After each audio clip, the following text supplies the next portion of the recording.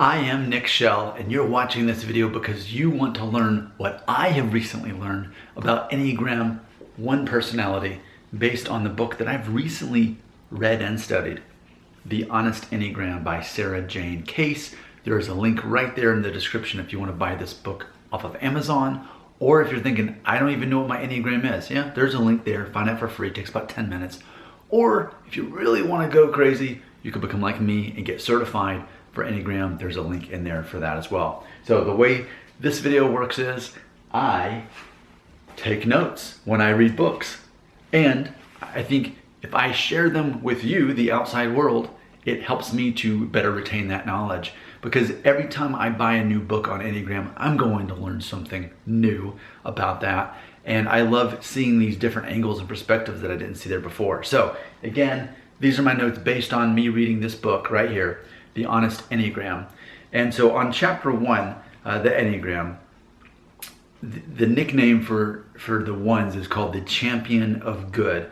And they're ultimately trying to perfect their life by turning inward if they're the self-preservation subtype, or they want to perfect their life by being a perfect example of societal standards if they're the social subtype, or they're wanting to perfect life by perfecting others if they're the sexual subtype or the one-to-one as it's called, the less awkward version of that name. So ones, again, this is my notes, ones want to be a good person. They reject the animalistic side of being human. They often confuse right for logic or reason. So I want to say that again. They confuse the right thing for what logic and reason is. And I can imagine that's kind of one of those like on Lost, science versus faith kind of situations, that sounds like. And then it goes on to say they often can confuse the right thing for what truth is.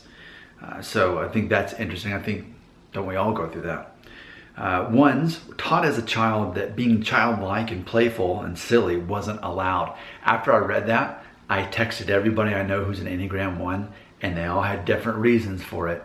But yes, they felt like as a child that they couldn't act like a child, and they basically had to act like an adult from the time they were a child even to now. So I think that's interesting. That's an easy way to know if someone is actually truly a 1. That's interesting.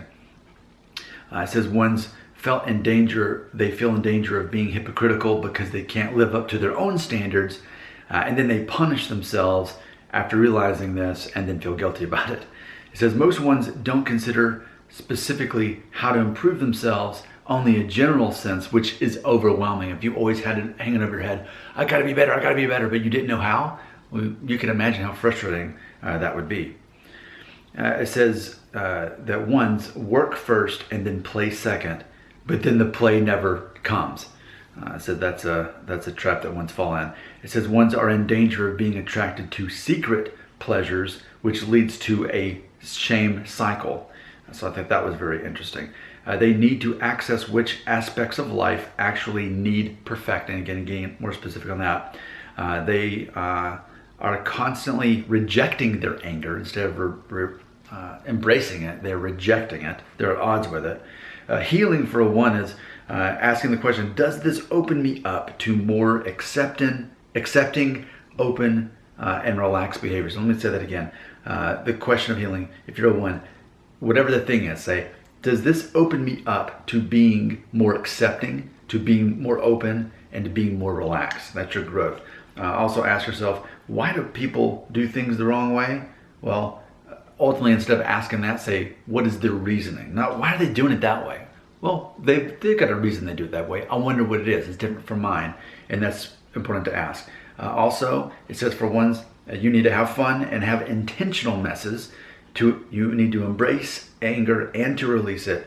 Be good to yourself, and to believe that everyone else is doing the best they can with what they've been given. That's actually a teaching from Dale Carnegie. So there you go. I loved what I learned. I hope you loved what I learned, because there's about a 5-minute video about it. And again, this is all based on this book. I highly recommend it. I spent hours reading and taking notes, and now sharing what I've learned with you. Stay tuned for the other personalities of the Enneagram. Your comments belong right here.